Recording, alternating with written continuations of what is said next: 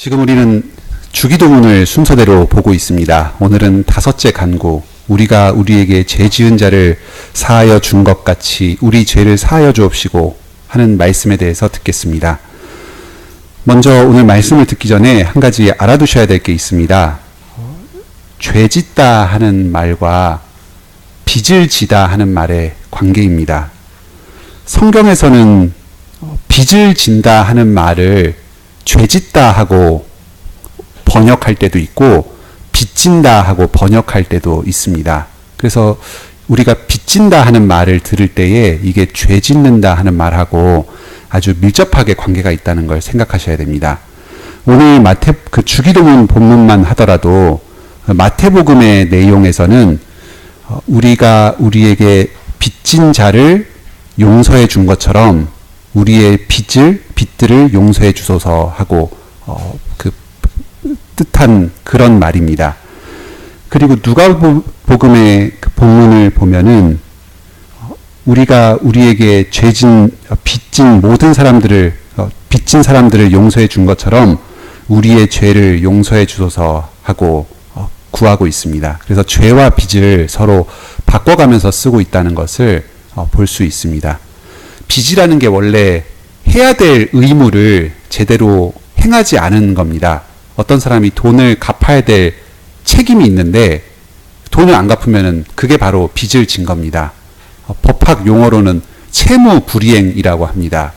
그래서 우리가 하나님께 죄를 짓는다 할 때 하나님께서 하지 말라 하신 일을 하는 것뿐만 아니라 하나님께서 해라 하고 명령하신 일을 하지 않는 것, 마땅히 해야 될 일을 하지 않는 것도 다 죄다 하는 것을 이 빚진 자를 우리가 진 빚을 사해 주소서 하고 하는 말에서 다시 한번 분명하게 알 수가 있습니다.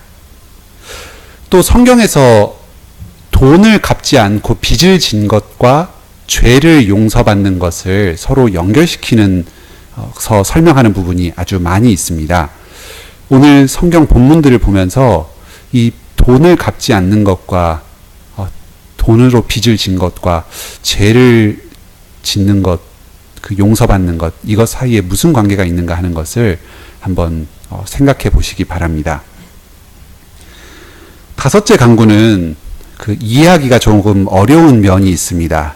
우리가 우리에게 죄 지은 자를 사하여 준 것 같이 우리 죄를 사하여 주옵시고 하면은 이게 마치 조건처럼 들립니다. 우리가 다른 사람의 죄를 사해 주었으니까, 용서해 줬으니까 하나님도 이것을 보고서 나의 죄를 용서해 달라. 마치 나의 선행을 근거로 죄 용서의 은혜를 베풀어 달라 하고 요구하고 있는 것처럼 들립니다. 이걸 도대체 어떻게 이해해야 되겠는가 하는 것이 다섯째 간구를 조금 어렵게 만듭니다. 또 다른 어려움이 있습니다. 우리는 이미 죄 용서를 한번 받은 사람입니다. 그리스도를 믿고 그리스도의 보혈 공로로 우리의 모든 죄가 다 사해졌습니다. 예수님을 믿고 따랐던 제자들도 바로 이 죄 용서 받은 자들이었습니다. 그런데 예수님께서는 이 제자들에게 이 주님의 기도를 가르쳐 주시면서 너희는 이렇게 기도하라 말씀하셨습니다. 매일매일 계속해서 우리의 죄를 사하여 주옵소서 하고 기도하라고 합니다.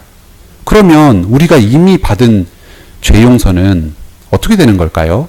왜 우리는 이미 죄 용서 받았는데 매일매일 계속해서 죄 용서를 구해야 되는 걸까요? 이런 게 이 다섯째 간구를 어렵게 만듭니다. 오늘 성경 말씀을 통해서 이런 질문들에 대해서 답을 찾아보려고 합니다.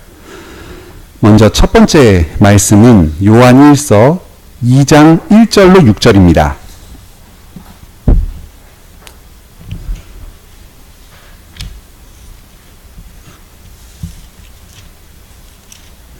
신약성경 388페이지입니다.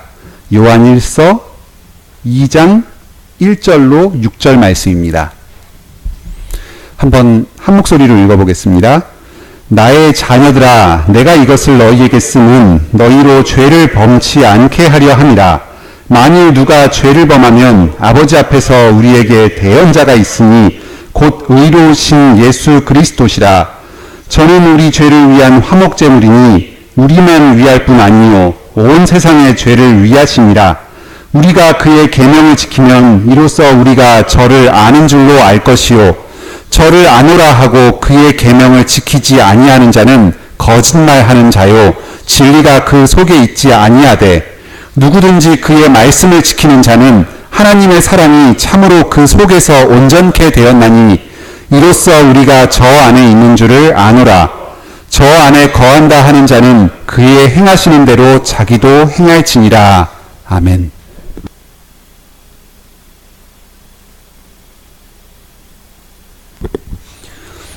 1절을 보면 내가 이것을 너희에게 쓴다 합니다. 이것은 그 바로 앞에 1장 마지막 부분에 써 있는 말씀들입니다. 여기 7절부터 9절까지만 잠깐 보면 저가 빛 가운데 계신 것 같이 우리도 빛 가운데 행하면 우리가 서로 사귐이 있고 그 아들 예수의 피가 우리를 모든 죄에서 깨끗하게 하실 것이요 만일 우리가 죄 없다 하면 스스로 속이고 또 진리가 우리 속에 있지 아니할 것이요 만일 우리가 우리 죄를 자백하면 저는 미쁘시고 의로우사 우리 죄를 사하시며 모든 불의에서 우리를 깨끗게 하실 것이요 하는 말씀입니다. 주님께 죄 용서를 구하면 주님께서는 우리의 죄를 용서해 주신다 하는 그런 말씀을 가르쳐 주셨습니다. 죄를 9절에 보면 죄를 용서하시며 그럴 뿐만 아니라 모든 불의에서 우리를 깨끗게 하실 것이다 합니다.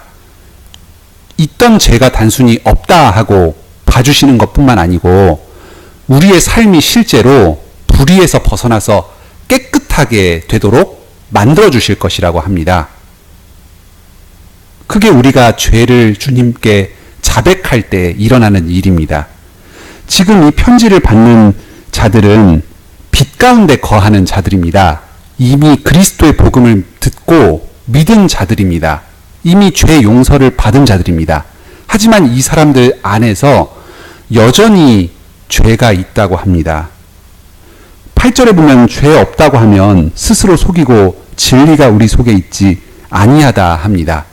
예수님을 믿는 믿음이 없다는 겁니다. 오히려 우리가 죄를 계속해서 자백하고 우리가 여전히 죄인이다 해야지만 우리 죄를 용서받고 계속해서 우리가 깨끗하게 될 것이다 하고 가르쳐 줍니다. 우리가 여전히 그리스도를 믿는 신자들이지만 죄가 있다는 말입니다. 그 이유를 2장에서 자세히 밝혀줍니다. 이런 가르침을 주니까 어떤 사람들은 이것을 듣고 우리가 죄 용서하면은 그 죄 용서를 죄를 자백하고 용서를 구하면 죄 사함을 받는다고? 그러면 우리가 계속해서 죄를 범해도 되겠네. 그리고 죄만 용서해달라 하고 구하면 그러면 괜찮겠네. 이런 악한 말을 하는 자들이 있었습니다. 얼마나 죄인들인지를 이런 데서도 알 수 있습니다. 죄를 범하지 않게 하려 하는 게 이 글을 쓴 목적이라고 합니다. 그러면서 어떻게 죄를 범하지 않게 되는지를 설명해 줍니다. 누가 죄를 범하면 아버지 앞에서 우리의 대언자가 계신다고 합니다. 그분이 바로 예수 그리스도십니다. 우리가 죄를 범했을 때 죄 용서를 구하면 하나님과 우리 사이에서 우리를 변호해 주시는 분이 계십니다. 그분이 예수 그리스도십니다. 그래서 하나님께서는 그 예수님의 대언하시는 말씀을 듣고서 우리 죄를 용서해 주시는 겁니다. 우리가 잘난 게 있어서가 아니라 그리스도 때문에 용서해 주시는 겁니다. 2절에 보면은 그분께서는 우리의 죄를 위한 화목제물로 드리셨다 합니다. 그분께서 우리의 죄값을 대신 치러주신 겁니다. 그리고 더 이상 우리에게 죄값을 묻지 말아달라 하고 하나님께 변호를 하십니다. 그러니까 우리의 죄가 용서받습니다. 우리는 여전히 죄인입니다. 그런데 예수님께서 죄값을 치르시고 변호해 주셨기 때문에 그러니까 우리가 용서받는 겁니다. 그래서 우리는 계속해서 죄를 범할 수밖에 없습니다. 우리는 죄인이기 때문입니다. 그게 3절에서 다시 한번 나옵니다. 2절에서 뒷부분에서 나옵니다. 우리를 위해서만, 우리 믿는 신자들을 위해서만 예수님께서 화목제물로 자신을 드리신 게 아니고 온 세상 죄를 위해서 드리셨다 합니다. 말하자면 현재 믿지 않는 이방 사람들, 불신자들을 위해서도 예수님께서 자기를 들이셨다는 겁니다. 우리와 불신자가 믿었다 믿지 않았다의 차이만 있을 뿐이지 본질상 죄인이란 점에서는 동일하다는 겁니다. 그러니까 불신자들 사람들 보고서도 뭐 자기가 대단한 것이나 있는 것처럼 스스로 높이지 말라고 이야기를 합니다. 3절에서 우리가 그의 계명을 지키면 이로써 저를 아는 줄로 알라고 합니다. 우리가 죄 용서받은 자로서 하나님의 계명을 지키면서 살아야지만 진짜 그리스도를 아는 사람으로 인정된다는 것입니다. 이것은 앞에서 가르쳤던 거랑 좀 충돌이 됩니다. 앞에서는 우리가 죄인이라고 했는데 여기서는 계명을 지켜야지만 그리스도를 믿는다 합니다. 죄인인데 어떻게 계명을 지킵니까? 계명을 지키는 게 불완전하긴 하지만 우리는 모두가 계명을 지키기 시작합니다. 이게 작은 것처럼 보이지만 큰 차이입니다. 계속해서 우리는 계명을 지키려고 노력합니다. 하지만 여전히 우리는 죄인이기 때문에 그 계명을 다 지킬 수 없습니다. 계속 미끄러지고 굴러떨어지고 넘어집니다. 하지만 하나님께 죄를 구하고 용서받은 다음에 계속해서 그 계명을 지키기 시작합니다. 다시금 실패해도 계속 죄 용서를 받고 계속해서 죄 계명을 지키기 시작합니다. 그것이 우리의 삶입니다. 하나님을 알고 그리스도를 안다 하고 계명을 지키지 않는 사람은 위선자입니다. 거짓말쟁이입니다. 그리스도를 믿는 진리가 그런 사람 속에 있지 않습니다. 누구든지 그리스도의 말씀을 지키는 사람은 하나님의 사랑이 참으로 그 속에서 온전케 되었습니다. 완성되고 이루어졌습니다. 이 말이 조금 시제상에서 좀 어려운 점이 있습니다. 오묘한 점이 있습니다. 그의 말씀을 지킨다 하는 말은 현재형으로 쓰여졌습니다.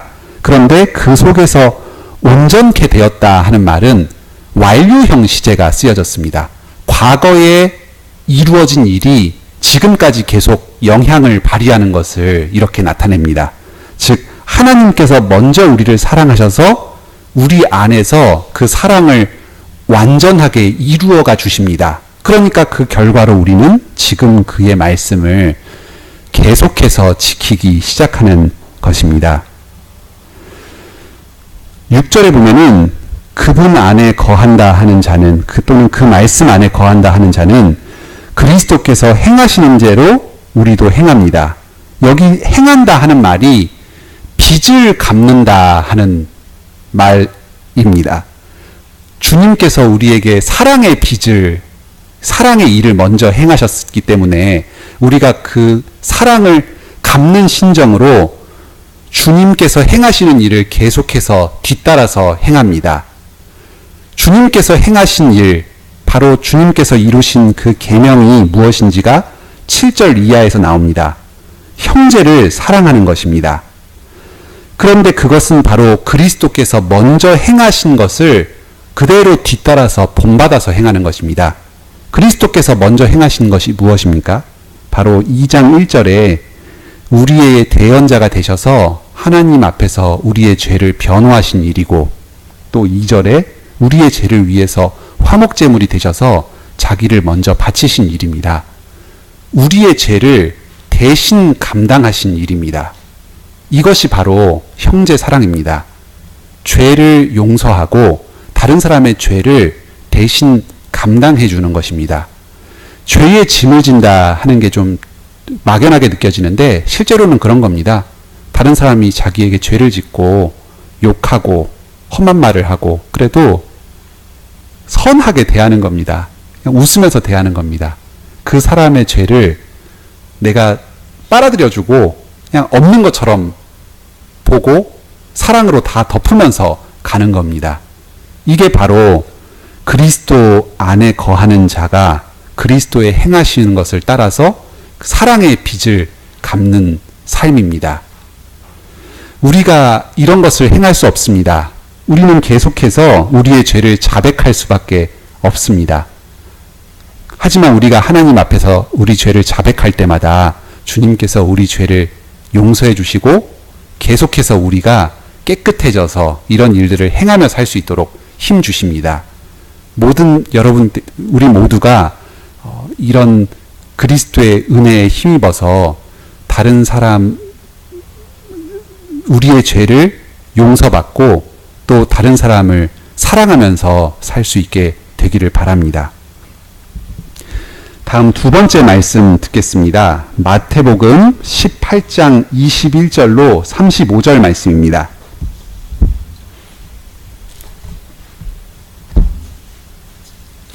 신약성경 30페이지입니다. 마태복음 18장 21절로 35절 말씀입니다.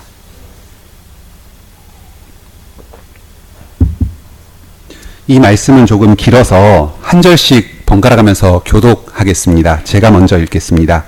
그때에 베드로가 나와 가로되 주여 형제가 내게 죄를 범하면 몇 번이나 용서하려 주리이까 7번까지 하오리이까?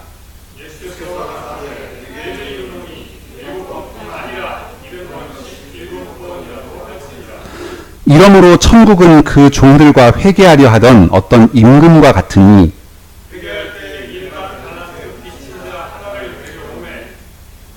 갚을 것이 없는지라 주인이 명하여 그 몸과 처와 자식들이 모든 소유를 다 팔아 갚게 하라 한대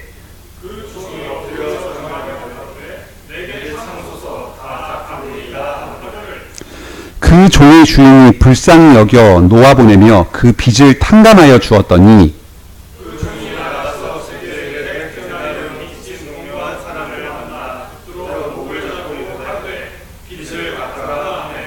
그 동관이 엎드리어 간구하여 가로되 나를 참아주소서 갚으리이다 하되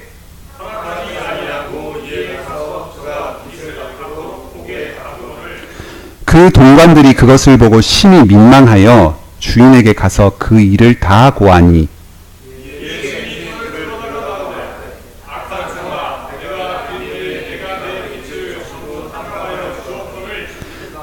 내가 너를 불쌍히 여김과 같이 너도 내 동관을 불쌍히 여김이 마땅치 아니하냐 하고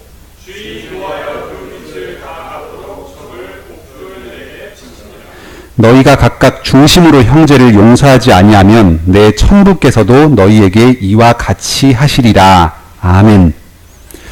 이 마태복음 18장 21절로 35절은 우리가 잘 아는 이야기입니다. 그런데 이것은 방금 우리가 읽었던 주기도문 말씀하고도 아주 밀접하게 연결이 되어 있습니다. 우리말로 읽으면 뭐 별 관계가 없는 것처럼 느껴지는데 죄를 사하여 주신다 하는 이 말이 빚을 탕감해 준다 하는 말하고 같은 말이라고 그랬습니다. 그래서 계속 빚 탕감해 준다 이 말이 반복해 쓰여서 우리 죄를 사하여 주옵시고 이것하고 굉장히 밀접하게 연결되어 있다는 것을 느낄 수가 있습니다. 이야기는 잘 아는 이야기입니다. 베드로가 주님께 질문을 했습니다. 그 질문한 이유는 바로 그 앞부분에서 형제가 죄를 범했을 때 교회에서 먼저 개인적으로 가서 그 죄를 회개할 것을 권고하고 또 두세 사람이 함께 가서 권하고 그렇지 않으면 출교해라 하면서 죄를 회개할 것을 여러 차례 계속해서 간곡하게 권할 것을 가르쳐 주니까 베드로가 질문을 했습니다. 그러면 몇 번이나 이렇게 죄 용서를 권해야 되겠습니까? 한 7번 정도 하면 되겠습니까? 상당히 많은 숫자라고 생각하고 이야기를 했습니다. 근데 주님께서는 70번씩 7번이라도 용서를 해줘야 된다 합니다. 490번인데요. 그러면 491번부터는 용서 안 해줘도 됩니까? 네, 그런 게 아니라 영원히 수없이 계속해서 용서해 달라는 것입니다. 우리가 형제를 사랑하고 죄를 덮어주는 게 이렇게 큰 일입니다. 그러면서 비유를 하나 드십니다. 어떤 왕과 그 사람의 부하들, 신하들에 대한 이야기입니다.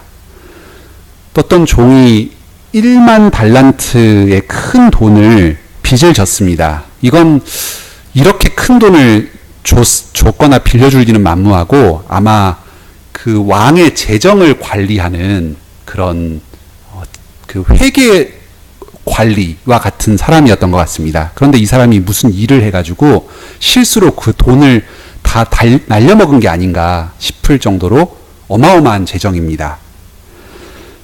도저히 이 사람이 개인으로서는 갚을 수가 없는 막대한 재정이었습니다. 그런데 주인이 불쌍히 여겨서 놓아주었습니다. 아주 엎드려서 참으소서 갚으리다 하고 간곡하게 구하니까 불쌍히 여겨서 놓아준 것입니다. 그런데 그 종이 나가서 자기에게 빚진 다른 동료 하인입니다. 여기 동관이라는 말이 나와 있는데 동료 관원이라는 뜻입니다.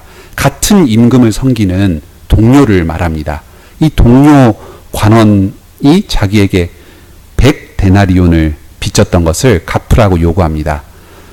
그 100데나리온하고 그 달란트하고 데나리온 관계가 6,000데나리온이 1달란트입니다. 그러니까 지금 1만 달란트 빚진 게 감해졌으니까 뭐 만분의 1, 10만 분의 1도 안 되는 굉장히 상대적으로 적은 돈을 빚진 겁니다. 그런데 이것을 갚으라고 막 붙잡고 흔들고 있는 것입니다.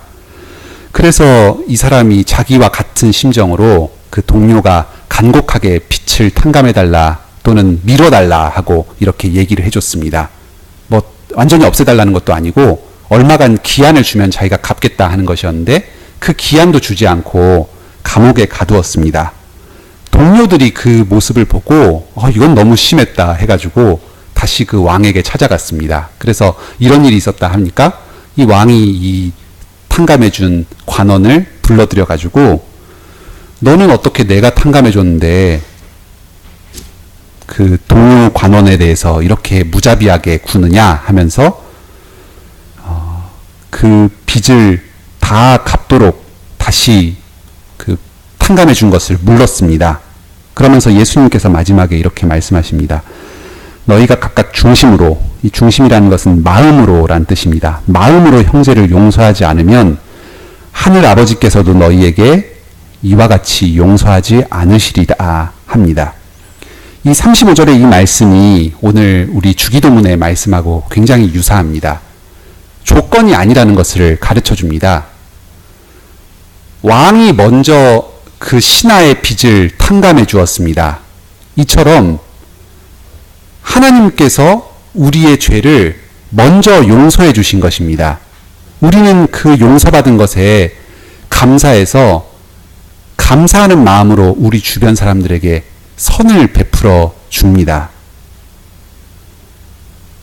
우리가 선을 베풀지 않는 것은 용서받은 은혜를 다 알지 못하는 것입니다. 그러니까 이것은 하나님께도 용서받기를 구할 만한 자격이 없는 것입니다. 우리는 계속해서 하나님 안에서 용서를 구합니다. 왜냐하면 우리는 이미 죄사함 받은 자지만 여전히 죄인으로서 계속해서 크고 작은 죄들을 범하고 있기 때문입니다. 하나님께서 우리의 죄를 용서해 주신 것에 감사하면서 주변 사람들의 죄를 용서해 주기 위해서 애를 씁니다.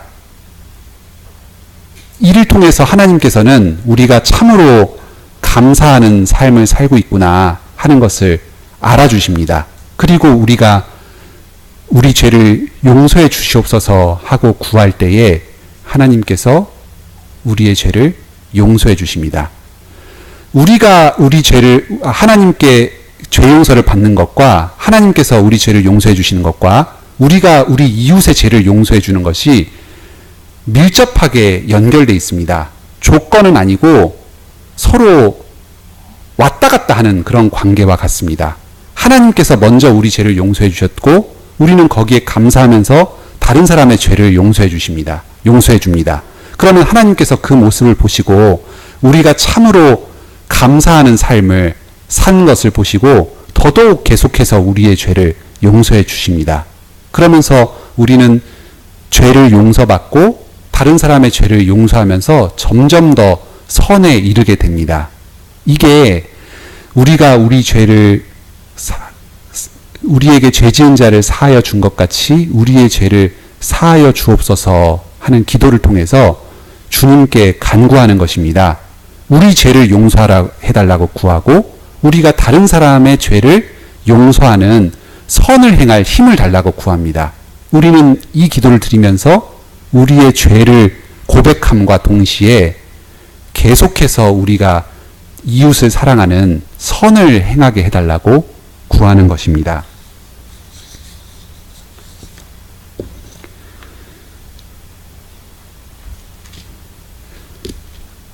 말씀을 마치겠습니다. 죄를 사하여 달라 하는 것은 우리가 다른 사람의 죄를 용서해 주는 것하고 밀접한 관계가 있다는 것을 배웠습니다. 우리가 하나님께 죄 용서받은 은혜를 진심으로 깨닫고 감사하는 사람은 다른 사람들의 죄를 용서해 주면서 삶을 삽니다. 그것을 보시고 하나님께서는 계속해서 우리의 죄를 용서해 주십니다. 우리가 하나님의 죄 용서의 은혜 안에 들어와 있다 하는 분명한 증거가 다른 사람의 죄를 용서해 주는 삶을 사는 것입니다. 이것은 막연한 얘기가 아닙니다. 다른 사람이 우리에게 빚을 졌다면 그 돈 빌려준 것을 탕감해 주는 것입니다. 돈을 빌리면 또는 재정적으로 큰 손실을 끼치면 무척 마음이 상하는데 그 마음 상하는 것을 다 억누르고 그 빚을 밀어주거나 아니면 없는 것으로 해주는 그런 마음입니다. 오늘 빌레몬서에서 빌레몬과 오네시모 사이에 있었던 일을 배웠습니다. 여기서도 똑같이 빚을 졌다 하는 말이 또는 빚이라는 말이 나옵니다. 우리가 우리에게 빚진 자를 사하여 준 것 같이 우리 빚을 사하여 주옵소서 하는 것하고 똑같은 말입니다. 아마도 이 죄라는 말하고 빚이란 말을 번갈아서 쓰신 까닭은 우리가 하나님께 범하는 죄와 그리고 다른 사람들이 우리에게 범하는 죄가 이렇게 돈을 안 갚는 경제적인 손실을 끼치는 그 빚을 진 것과 마찬가지로 굉장히 실질적인 문제라는 것을 가르쳐 주시기 위해서 그런 게 아닌가 싶습니다. 오네시모가 노예였는데 주인을 배반하고 도망을 갔습니다. 아주 주인에게 욕을 보였고 거짓말을 했습니다. 그리고 경제적으로도 큰 손실을 끼쳤고 심지어는 돈까지 훔쳐가지고 달아났습니다. 우리에게 죄 지은 자를 사하여 주는 게 바로 이런 사람까지도 용서해 주는 것입니다. 우리에게 실제로 손해를 끼치고 큰 경제적인 금전적인 피해를 입힌 사람, 우리에게 해야 될 일을 제대로 행하지 않은 그 사람을 용서해 주는 것입니다.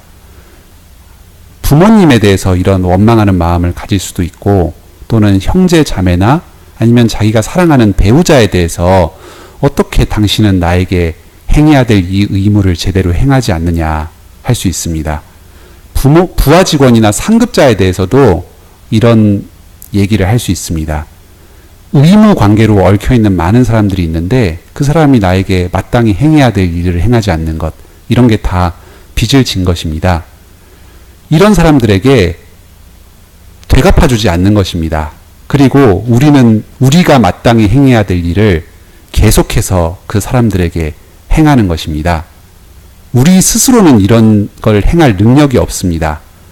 하나님께서 우리에게 행할 능력을 공급해 주셔야지만 우리에게 손해를 끼친 사람을 용서할 마음도 생기고 다른 사람들에게 계속해서 선을 행하는 마음도 생길 수 있습니다.